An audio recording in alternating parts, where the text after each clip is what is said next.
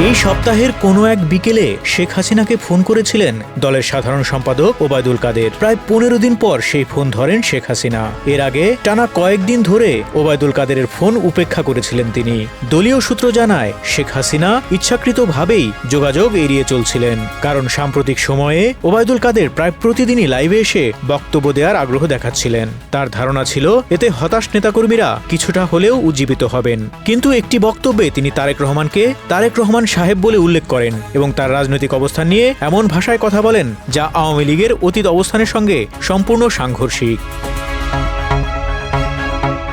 ক্ষমতায় থাকাকালে যিনি তারেক রহমানকে আক্রমণের প্রধান মুখ ছিলেন, সেই কাদেরের কণ্ঠে হঠাৎ করে এমন চূড়ান্ত সম্মান শেখ হাসিনাকে ক্ষুব্ধ করে তোলে। দলীয় একাধিক সূত্র বলছে, আওয়ামী লীগ এখন বাস্তবতা মেনে নিয়ে হিসাব করছে তারেক রহমান যেহেতু ক্ষমতার কাছাকাছি, সেহেতু ভবিষ্যৎ বিএনপি সরকার আওয়ামী লীগের প্রতি কিছুটা নমনীয় হবে বলেই তাদের ধারণা। সেই হিসাব থেকেই দেশে থাকা সম্পদ বিক্রি করে বিদেশে সরিয়ে নেওয়ার সুযোগ খোঁজা হচ্ছে। এই কৌশলের বিরোধিতা করেছেন শেখ হাসিনা নিজেই। তিনি মনে করছেন এটি রাজনৈতিক আত্মসমর্পণের শামিল। সেই ক্ষোভ থেকেই তিনি ওবায়দুল কাদেরকে ভৎসনা করেন এবং প্রায় 2 সপ্তাহ যোগাযোগ বন্ধ রাখেন।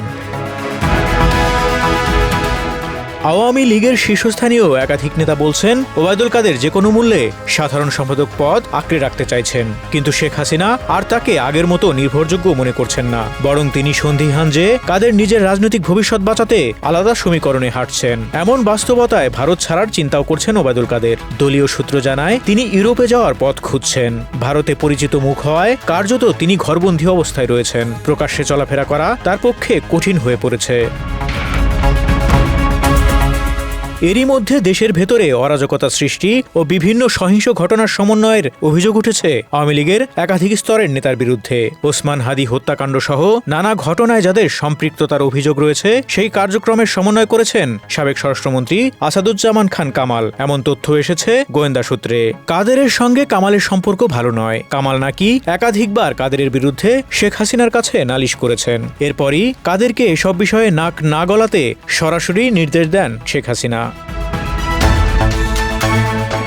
তবু কাদের চাইছেন দলের সব গুরুত্বপূর্ণ বৈঠকে তাকে রাখতে হবে। এই দাবিও নতুন করে উত্তেজনা তৈরি করেছে দলের ভেতরে। অন্যদিকে ভারতে পালিয়ে যাওয়া আওয়ামী লীগ নেতাকর্মী ও পুলিশের সাবেক কর্মকর্তাদের মধ্যে ভয় ও অনিশ্চয়তা বাড়ছে। ফেনী জেলা আওয়ামী লীগের একসময় প্রভাবশালী নেতা হারুন তার প্রকৃষ্ট উদাহরণ। প্রশাসন যার কথায় চলত, সেই হারুন 5ই আগস্টের পর কলকাতায় পালিয়ে যান এবং 5 মাসের মাথায় স্ত্রী সন্তানকেও সেখানে নিয়ে যান। নিউ টাউনে বসবাস শুরু করেন তিনি।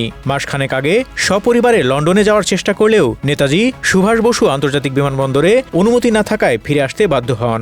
একই অভিজ্ঞতা হয়েছে পুলিশের এক অতিরিক্ত ডিআইজির ক্ষেত্রেও। কলকাতায় অবস্থানরতদের মধ্যে সাবেক স্বরাষ্ট্রমন্ত্রী আসাদুজ্জামান খান সহ একাধিক প্রভাবশালী নেতা রয়েছেন। যুবলীগ, ছাত্রলীগ ও স্বেচ্ছাসেবক লীগের জেলা উপজেলা পর্যায়ের নেতারাও সেখানে রয়েছেন। আইন শৃঙ্খলা বাহিনীর কাছে তাদের বিস্তারিত তালিকা রয়েছে। এমনকি ভারতের আইন শৃঙ্খলা বাহিনীও তাদের গতিবিধির উপর নজর রাখছে। অধিকাংশই বাসা থেকে বের হন না, মাঝে মধ্যে গভীর রাতে চলাফেরা করেন।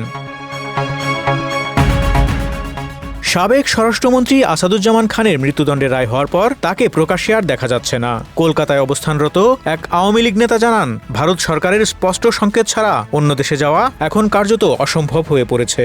অর্থ সংকট, ভিসা জটিলতা ও নজরদারি তাদের জীবনকে আরও অনিশ্চিত করে তুলেছে। পুলিশ সূত্র বলছে, কলকাতায় বসেও অনেক নেতা প্রচ্ছন্ন আত্মগোপনে থেকে বাংলাদেশের রাজনীতিতে কলকাঠি নাড়ছেন। হোয়াটসঅ্যাপ, টেলিগ্রাম ও গুগল মিটের মাধ্যমে নির্দেশনা দেওয়া হচ্ছে।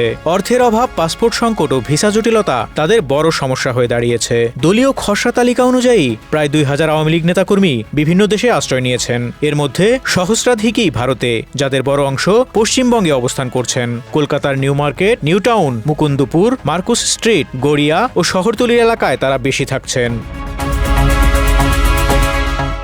Desk report, Dhaka express.